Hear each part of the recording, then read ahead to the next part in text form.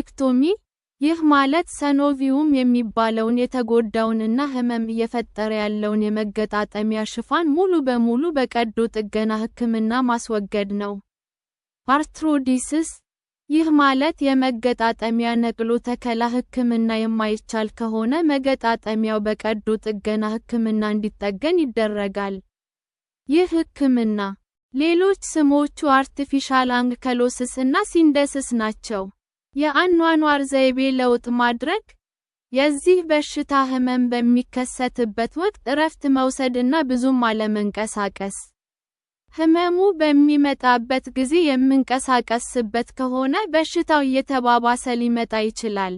ህመሙ በሌለበት ጊዜ ሰውነታችንን በደንብ መንቀሳቀስ እንዲችል ተገቢ የስፖርት እንቅስቃሴ ማድረግ።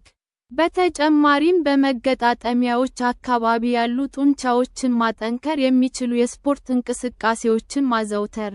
መገጣጠሚያዎች ላይ ጫና የማይፈጥር የስፖርት እንቅስቃሴ በጣም ተመራጭ ነው። ለምሳሌ የዋና ስፖርት፣ አፕላይንግ ሂት ኦር ኮልድ፣ የተወጠሩ እና ህመም ያላቸው ጡንቻዎች በሙቀት ይፍታታሉ። የ15 ደቂቃ ሙቅ ሻወር ጠቃሚ ነው። አንዳንድ ሰዎች የኤሌክትሪክ ጡንቻ ማሞቂያ መሳሪያ ይስማማቸዋል። ህመምን በቅዝቃዜ ማደንዘዝ ይቻላል። ድንዜው የጡንቻ መንቀጥቀጥንም ይቀንሳል። ነገር ግን ደካማ የደም ዝውውር ያለባቸው እና የፕድንዛዜ ስሜት በፊትም ያለባቸው ሰዎች ይህንን ዘዴ መጠቀም የለባቸውም። ቀዝቃዛ ውሃ ውስጥ መንከር እና የበረዶ ማሳጅ የዚህ ዘዴ አይነቶች ናቸው። አንዳንድ ሰዎች ሙቅ እና ቀዝቃዛ ውሃን እያፈራረቁ መጠቀም ይስማማቸዋል።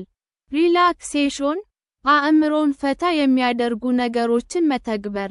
ለምሳሌ ሂፕኖሲስ፣ ጋይደድ ኢማጅሪ፣ ዲፕ ብሪዲንግ እና ማሰል ሪላክሴሽን። አጋዥ ህክምናዎች ኮምፕሊሜንተሪ ቴራፒስ እነዚህ ብዙ ጊዜ ይህ በሽታ ባለባቸው ሰዎች የሚወሰዱ አጋዥ ህክምናዎች ናቸው። ነገር ግን ይህ በሽታ ላይ ስላላቸው ጥቅም ጥቂት ምርምሮች ናቸው የተካሄዱት። አኩፓንክቸር፣ ካይሮፕራክቲክ፣ ኤሌክትሮቴራፒ፣ ሃይድሮቴራፒ፣ ማሳጅ፣ ኑትሪሽናል ሳፕሊሜንትስ ፎር ኤግዛምፕል ፊሽ ኦይል፣ ግሉኮሳሚን ሳልፌት አንድ ኮንድራዮትን፣ ኦስቲዮፓቲ፣ ፕሬቬንሽን በሽታው እንዳይዘን መከላከያ ዘዴ። ይህ በሽታ ሊይዛቸው የሚችሉ ሰዎችን ምርመራ በማድረግ በሽታው እንዳይከሰትባቸው መከላከያ ህክምናዎችን መስጠት ተገቢ ነው።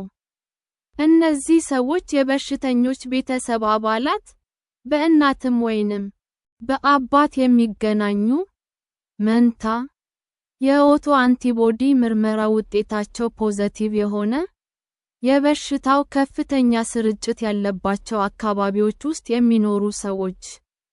ባላደጉ ሀገራት ውስጥ ከላይ የተጠቀሰውን ዘዴ መተግበር በጣም ውድ ስለሚሆን ይህንን ችግር የሚያስከትሉትን አካባቢያዊ ችግሮችን ማስወገድ የተሻለ አማራጭ ነው። Patients who are symptomatic definitely need treatment.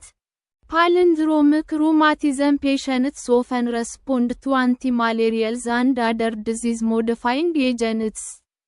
Many studies show that patients with undifferentiated arthritis benefit from methotrexate.